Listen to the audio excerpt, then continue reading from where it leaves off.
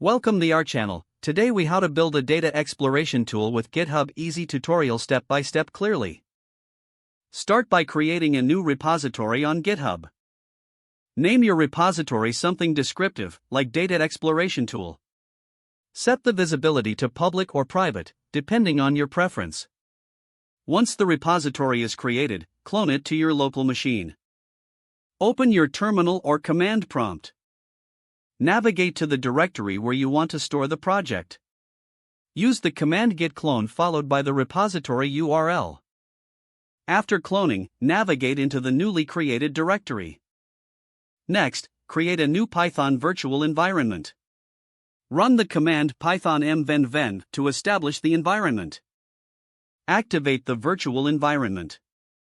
On Windows, use venv /scripts/activate. On macOS or Linux, use sourcevenv/bin/activate.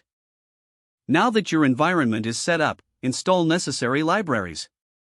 Run pip install pandas numpy matplotlib seaborn to get started. Create a new Python file in your project directory. Name it data_exploration.py. Open the file in your preferred code editor. Start by importing the libraries you just installed. Use import pandas as PD to import pandas. Follow that with import numpy as np, import matplotlib.pyplot as plt, and import seaborn as sns. Next, write a function to load your dataset. Define the function load_data, file_path.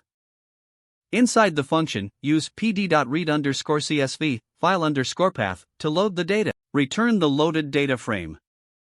Below your function, write the main block for your script. Use if __name _equals __main__colon to define the entry point. Prompt the user for a file path to the dataset. Use input, enter the path to your dataset. Don't forget to like this video and subscribe to our channel for more step-by-step tech guides.